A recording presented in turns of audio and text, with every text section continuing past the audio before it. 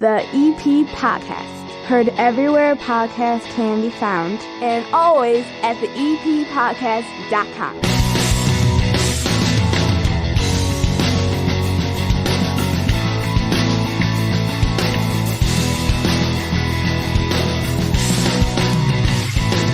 Sitting down here at the 9-foot homemade oak bar is Amy Kazin from Evergreen Park Community High School.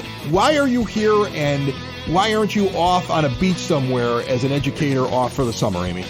I don't like heat, so the beach is not my thing. So that's number one. I would always come to visit you because I enjoy spending time with you. Thank you. But we're still in summer camp mode, so I actually haven't had a day off yet, even though the school year's over. That's coming in July.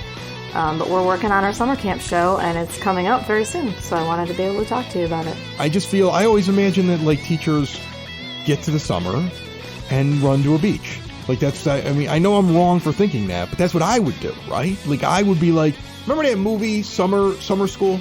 Yes. Yeah, right? And all the teachers get to the last day and they're running out the building at the beginning and they're trying to catch somebody to work in the summer. Is that what it's like, really? That is the perception that society has. I will tell you that there's very few to leave on the last day of school and come back on the first day and don't do anything in between. There's very few. And if you coach or if you are involved in any kind of extracurricular, it's definitely not the case. Honestly, we'd miss the kids too much, probably. I know, but I just feel like you should get a break. We do. And all of us do. I want my teachers on beaches with Mai Tais. I want them to relax. Fair enough. They've earned it. I do have a family vacation planned very soon. Good. Where are you going? We're actually going to head to Alaska. Alaska? You really do hate the sun and the heat. Really do. Wow. Is it a cruise? Yes. Oh, man. Those are interesting. I've seen those Alaskan cruises. You go out there. Sometimes the waves get rough. They're up kind of high on the side of the boat, and a killer whale comes by and eyeballs you. Like, you're ready for this? It's a bucket list kind of thing, and we're going to do it while we're still young enough to be able to hike and do the things that might be a little more adventurous that would go with it. That's awesome. Amy Kazin and the entire show brought to you by the First National Bank of Evergreen Park. They are our proud sponsors here on the EP podcast. They are part of Wintrust Community Banks, which is once again number one in customer satisfaction, winning the J.D. Power Award for it 2 years in a row. It's probably because of the $300 you get when you open up a checking account. It's probably because the ATMs are free anywhere you use them. It's probably because there are no overdraft fees. And over at the First National Bank of Evergreen Park, when I walk in the door, they know who I am. Big time interest being earned on CDs, savings accounts. Get in there, get an account for the kids. I use them for all the kids in the family, and I can very easily check in on what they're doing and help them get going with managing their money. 2 teenagers in the house, first job. I'm keeping track. I'm just keeping a watchful eye on them. They make it very easy. Visit them today in that iconic building at 95th and Pulaski, the First National Bank of Evergreen Park. What do you have going on this summer, Amy? This summer, our camp is presenting Finding Nemo Jr. Okay. It was just released earlier this year. It's a kid's version of the show that has been running down in Orlando at Walt Disney World Resort. They adapted it for kids to be able to put on, and it's basically the story of the movie, condensed into about an hour so that little kids can maintain the attention through the show. They've added some really cool music, and we're having a great time. I think it makes sense to do something that little kids are going to want to see because parents are looking for something to do with their little children. Like my 7-year-old, every morning I wake up, I see him, he's sitting there, and he is looking to do something. You know, and it's not like I can send him out the door like my teenagers, like go do something, right? Like go out and no, he's looking at me and I don't have time for him. I'm like, what? I can't wait for this kid to go back to school. He's been out of school for a week and a half. So you need to find things for the kids to do. When is this play?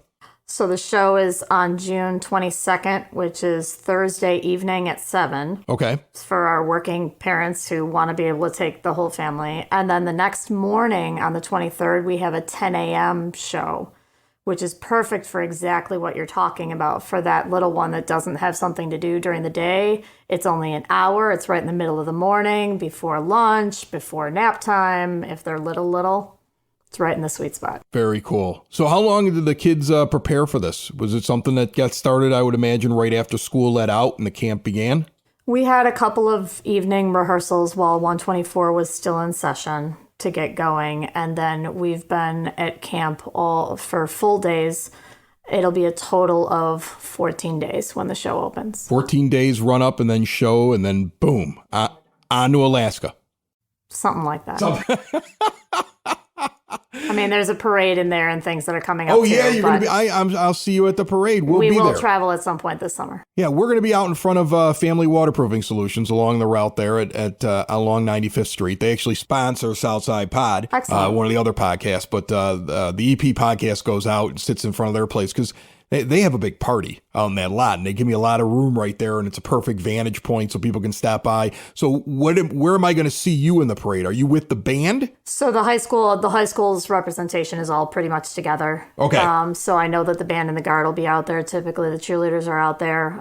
Sometimes the dance team's out there. I got an email from the new football coach today that said that the team might be walking this time. We have a new head coach. So there'll be a good representation from the high school, usually within the first 10 or 15 units. Oh, I've met Coach Ram. He's already come down here. Awesome. He's ready to go. Very good. All right. I can't wait to see what he has in store. So Yep. That's possible. They're going to be in the parade. That's awesome. So, I always liked parades when I was in the band. That was like, I did enjoy them. I know some people didn't like them, some people were like, oh, we got to go march in this thing. It's one of those experiences you only get to do for so long, and then you don't get to do them anymore. And I really did enjoy the idea of going down the street and everybody's cheering and you're playing the songs, and they are simpler songs.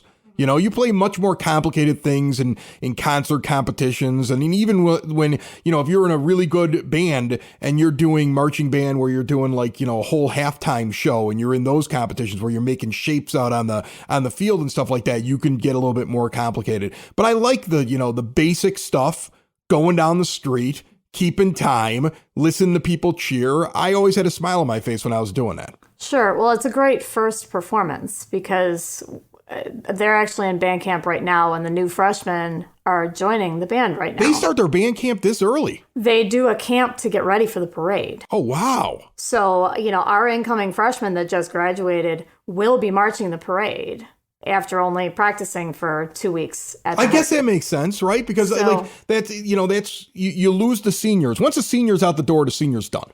You're not going to find a lot of seniors that want to come back in the summer. It depends. There are some that love the program enough that want to do that one last parade. So there are some that actually do choose to march. They have that option once they graduate. Oh, that's awesome. They have the option to do one last parade if they want to. Very cool. Yeah, but you're right that it is a simpler performance. It's a longer permance. Your average halftime show is only 7 minutes, and it takes them an hour because Evergreen's parade is pretty long.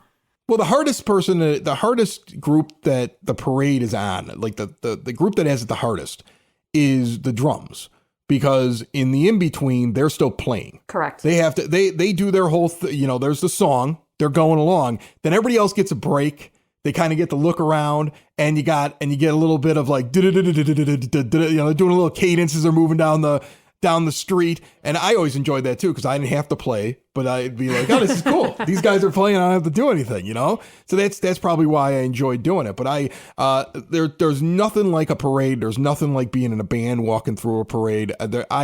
When I got to be in parades later on, I loved it when I was positioned either right in front of or right behind a band, because you got to listen to them the entire time. Sure. Yeah. Sure. Well, and Evergreen's parade has so much rich tradition and history to it. And the fact that it's not right on the 4th means that a lot of people from other communities come to watch, because it's kind of the beginning of their 4th of July season, sort of.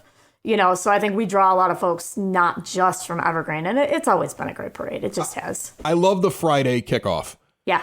Especially because, look, I think that not everybody has it. Okay. But there is a section of people in Evergreen that disappear on the weekends. They either have a place that they're going to, they have friends that have a place that they're going to, they plan their trips to go someplace, and normally the weekends when it kicks off. There's a reason why they did the food truck thing in the park last year during the week. and they got a massive crowd. Right. And they're like, we're going to do this again during the week because sometimes the village loses about 20% of its population generally on weekends, I would say. Sure. And so to do it on the Friday gives everybody an opportunity to be there as a complete community. And it's the biggest crowd you're going to get on a Friday. And I think that's kind of cool if they're doing it. And I think it's neat that the freshmen get to come in and get their first experience at the 4th of July parade and listen to people all cheer for them. And that the seniors are like, I'm going to do one more of these because it's so much fun.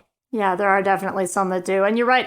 It's the biggest crowd that they perform for, really, because if you add up all the people on the street that they'll march by in that hour, it really is more than they'll have at a home game. Yeah. When you add everything up, it just takes a little bit longer. Oh, for sure. So it's a really great first performance to say, here's your biggest stage. Here's everybody in the community.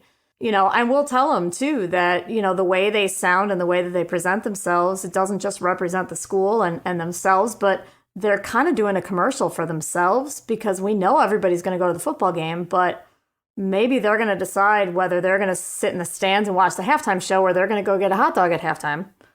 So if they hear that the band is really good this year, that's their first impression. That's their kind of first taste of what they can expect at football season. People don't get that. I think that's funny that, because I think a lot of people will sit there and say, the band. When it's a good band, people show up. Right. I remember the band I was in back in the 90s was so good that they didn't really empty out in the halftime because people wanted to see what the band was going to do. And so we tell them that this is your first impression. You only get one chance to make a first impression. And this is your first impression for the whole community. Make them want to come to a game.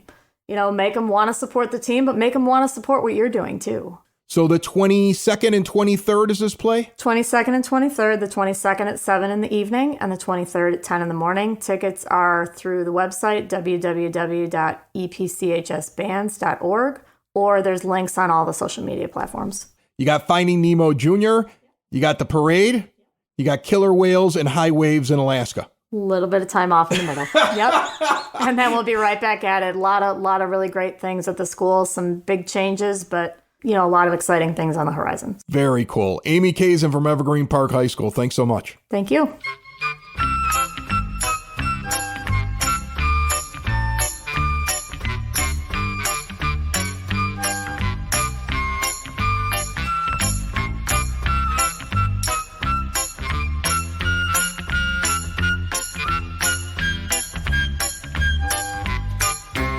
It is now time for your EP podcast, Word on the Street. Coming up here in just a few moments, Frank Murray from the Evergreen Park Library is going to be in here. This is all brought to you by Cool Clouds Vapor Shop. Quitting smoking is hard, and Cool Clouds wants to offer you an alternative. Full Taster Bar, great CBD products, new location, northeast corner of 95th and Kedzie, right next to Spoke and Vine, which is finally going to open.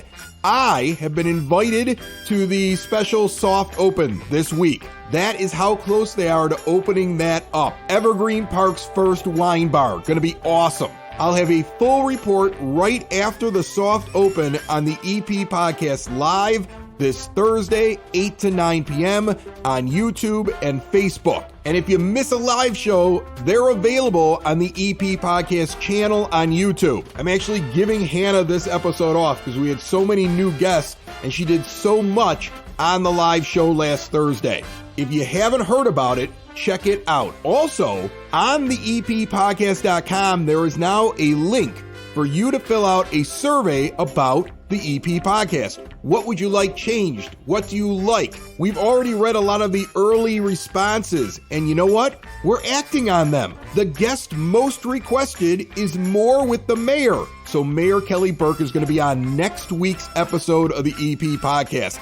Now is your time to get your questions in. Use the contact form or hit us up on social media. So either go to the eppodcast.com, contact form, little microphone if you want to leave a voice message, or hit us up on the socials if you have a question for the mayor of Evergreen Park. Meanwhile, a pickleball tournament is kicking off on the 24th this week. Veterans Park, 97th in California. 8-team tournament, $25 a person. Get to the Village website to sign up. As of July the 1st, the Village of Evergreen Park no longer accepting cash for water bill payments. All the other usual suspects for how you can pay a bill are available.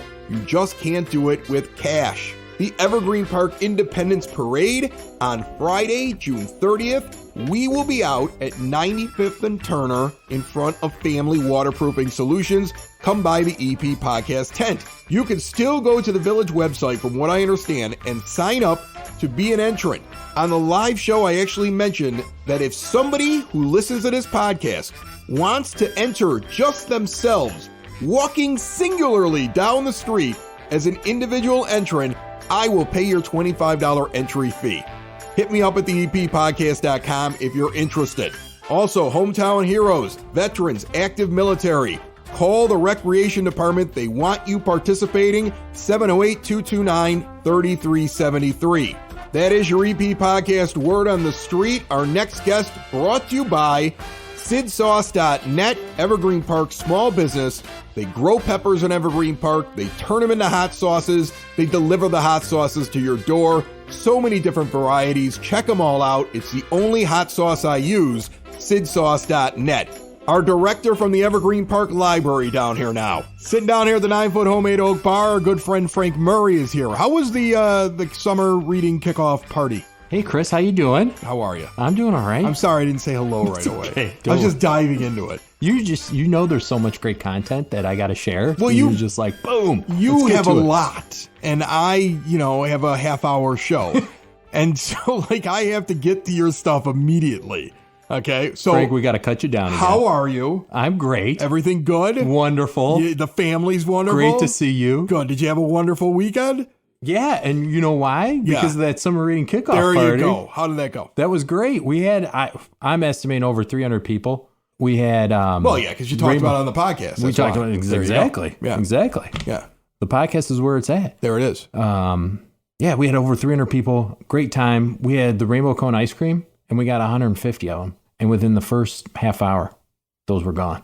I was like, oh. I got a question for you on that. We're going to have to get more next year. You had the rainbow cone there, right? Yes. Everybody wanted to go to the rainbow cone. Technically, the rainbow cone is just outside of Evergreen Park because it's on the other side of Western Avenue. Mm-hmm. We are debating right now for the Battle of Evergreen Park, which is all of the establishments, the eateries, the bars, any place that serves food or drink in Evergreen. Yeah. Do we include the rainbow cone because it's right on the edge of town? That's a great question. And I feel like we'll aggravate people if we put it in there, but I know so many people from Evergreen Park go there that it is basically an Evergreen Park institution. It's right across the street on Western. Yeah.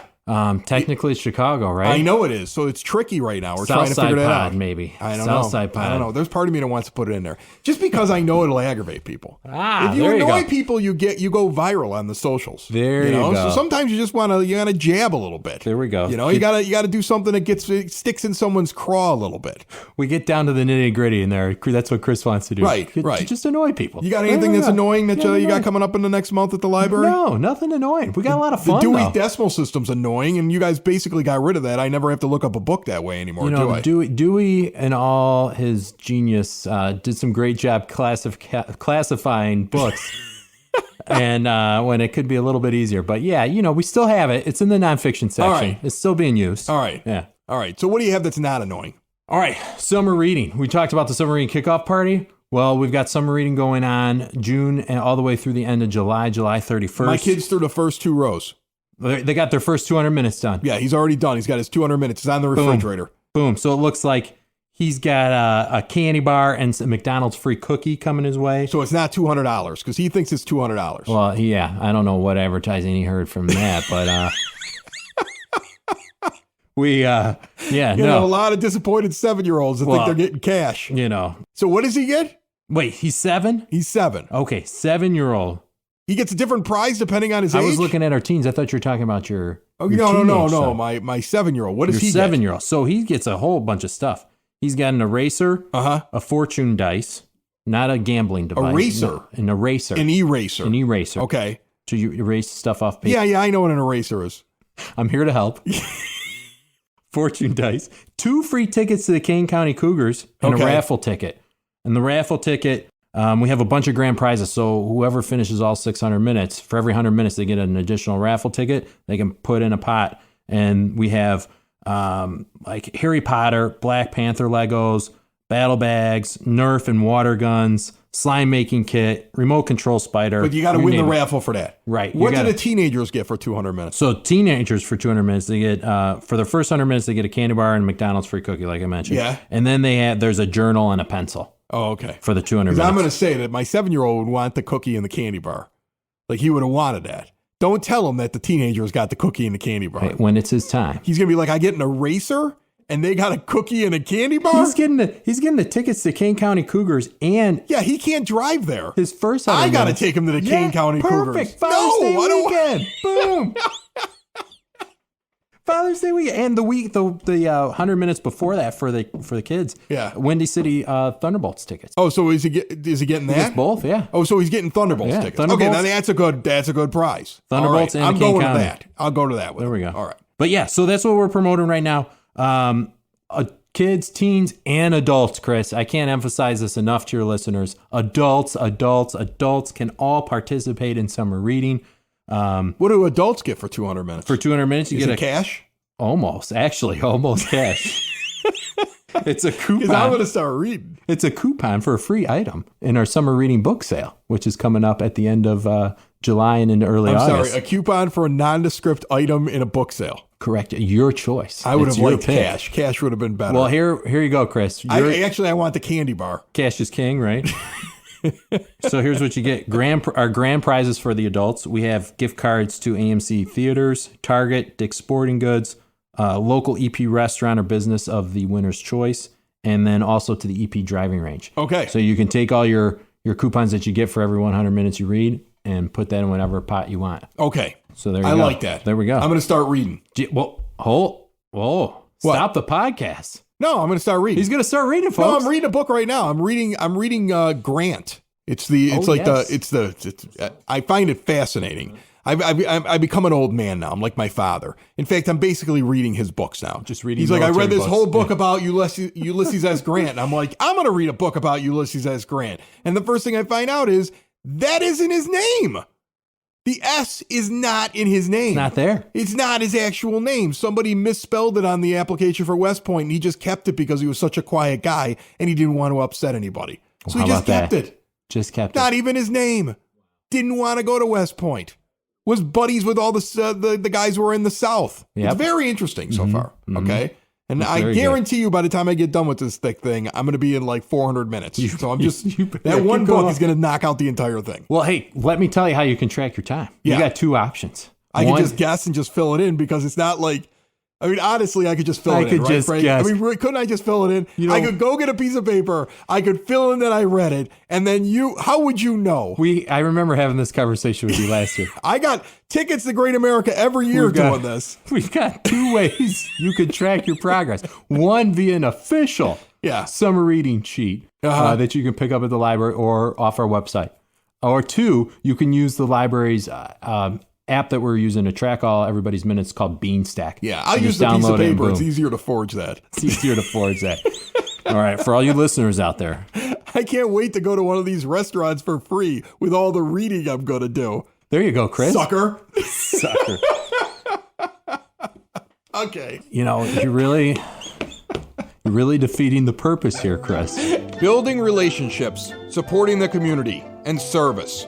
These are the things that Country Financial stands for. They're more than just an office you may pass by as you drive through Evergreen Park. They're neighbors who lend a helping hand and support the fabric of your community, including charitable organizations, sports, financial education, and civic organizations. And since Country is already your neighbor, they want to get together and chat. Call your local Country Financial representative, Mike Thauer, today at 708-425-1559 to talk about the things that are important to you and how he can help you protect them. I finally got my library booklet. What do you call that? Yep. Pamphlet, newsletter, whatever it is. It opens up like a little book, like a magazine. Yep. I get this thing. So beautiful. Sometimes doesn't show up. We've talked about that before. Right, we have. Okay. This time showed up. First of all, the kid on the front looks like a happy kid.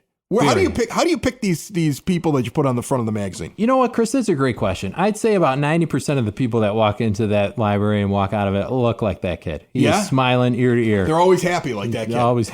Always happy.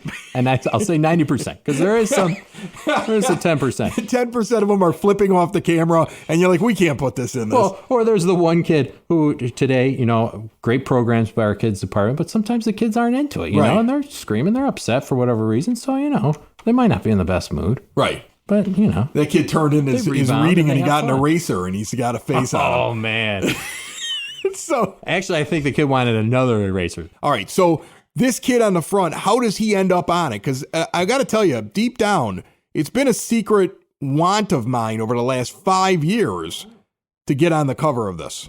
So what do I have to do? First, visit the library. Okay. I have to go inside. Gotta visit us. All right. So that's where all these pictures taken. Then I got to smile. Then you got to smile. I got to go inside. I got to act like you like being there. Act like I can do that. All right. I can do that. 2. Yeah. And then I need somebody to take my picture. And then we need somebody to take your picture. And then it's just all about whether or not I'm pretty enough. And whether or not you're selected. On Tuesday, June 20th, Chris is going to bring the whole Lanuti family in. Especially they don't want it. They don't want to see what I'm doing. 6:30. No. Chris is going to teach everybody how to start a podcast. I am. So first off, I can help you promote this. I'm doing a podcast called Podcasting for a Living. That is a subscription-based podcast that launched at the beginning of the year and has a good amount of subscribers. They're all people who are out there professionally podcasting, and I launched a consulting company as well. So now I have people that are professionally podcasting or starting off their own podcast and just trying to figure out how to do it, who I help do it. I do production, I do like audio stuff, and I help people like kind of navigate the entire thing. So I was telling you about this, and you were like, you should do a class, and I got roped into this. So I'm going to be there on the 20th, and I'm glad that the newsletter made it to me because I didn't even have it in my calendar. So now I know where I'm going. Put it in the calendar. Yeah, now you know. I will be there on the 20th. Tuesday. By the time this episode airs, it's tomorrow. It's tomorrow. Yeah. I'm glad I'm here. It's that quick. Okay. And you got your newsletter. This episode comes out on the 19th, and on the 20th, I'm at the library. So just in time you got here. 6:30. Yeah. Phew. Yeah. We also have a Beatles trivia night on Friday, June 23rd at 6 p.m. Okay. You can register up to teams of 4 people per team. And the winning team is going to bring home their very own 3D printed yellow submarine trophy. Ooh. Uh-huh. Look at that. Nice. Promoting your 3D printer and using it for a prize to get people to come out and do Beatles trivia. Mm-hmm. Who's your favorite Beatle? I mean, that's a different podcast. You got to have that. You got to have that. You got to have that ready to go. Paul or John? We also have video editing using iMovie on your iPhone. So this is really geared towards your iPhone, iPad users. It's going to be Wednesday, June 28th at 6:30 p.m. Who's teaching that class? We got a local resident, very much like you. His name's Tom Donovan. He's going to be showing people how to get started using your iPhone. And then for all those local history family tree researchers, we have the program coming up Thursday, June 29th at 6:30 p.m., Cultivating Your Family Tree. We're going to review software, online services, and other resources for research. This is presented by Dan Junglis. He's the Ancestry guy. I just learned a ton about my family tree this week. My father's cousin goes to Italy to try to figure out where my great-grandfather Armando Lanuti came from. It is discovered, like I got all the documents sent back from Italy this week. It's incredible. Yeah. It was discovered that he was an orphan who was abandoned by his mother, who refused to have her name even on the birth certificate. So the translated Italian says that, like, the city magistrate goes that he has the nurse that delivered the baby standing here with the baby. The mother is not here, and the mother does not want to be involved with this child in any way and is giving up the child. Wow. So the guy who is the magistrate actually selects his name out of thin air, it looks like. So the first name and the last name completely just pulled out of nowhere. Wow. Which explains a lot because there's a lot of Lanutis and none of them seem to be related to us. We found them all during Facebook. So like we're like the bastard Lanutis out there. That's what we are. You know what you need to do though? You need to bring the Armando name back into the Lanuti family. Yeah, I mean, well, there is one. I got a cousin that's out in Indianapolis who's got that. Yeah. That's an awesome name. Yeah, but I mean that's where we came from.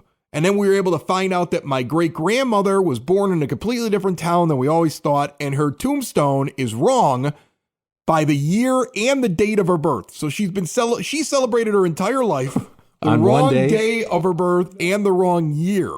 and the tombstone is wrong. We learned so much. We didn't go through ancestry. We just literally sent somebody to Italy because, that's how we do here with this family. There we go. Like, we just hunted it down. That's we're not giving our DNA into anybody. We're just going to go find it ourselves. That's going to be on PBS pretty soon. Finding Your Roots, Chris Lanuti. There you go. Well, I didn't do it, but I'm going to take credit for it because I have the podcast. There you go. That sounds pretty neat. And another awesome event that we want to make sure everybody's aware of is Introduction to Dungeons and Dragons. This is going to be Thursday, June 29th at 6:30 p.m. We've actually had a lot of people ask us about this. We've had a lot of people ask us about There's this. a lot of Dungeons and Dragons players. My daughter likes Dungeons and Dragons. There's a lot of people that are into it. It's something that I think is getting bigger again. Mm-hmm. And I think Stranger Things pushed it a little bit. Yeah. Like, people were like, what is this thing? But I mean, this is like I went to that C2E2 with my kid.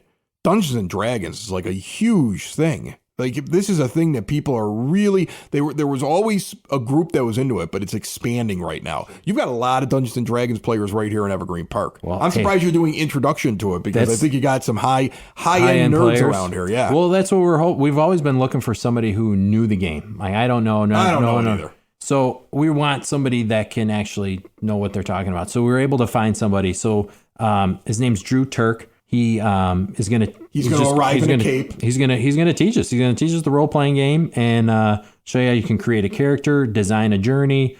It'll be a lot of fun. $5 says he arrives in a cape, and he has his own 20-sided die inside of like a bejeweled bag. You know what? He might, because you know what? He 3D printed one on our 3D printer. Of course he did. And then let's see, let's go back to the kids here. So kids, we've got a bunch of fun going on too that I want to make sure they're all aware of. We have our ever popular tie-dyeing t-shirts on June 22nd at 3:30. You can bring your own washed white cotton t-shirt.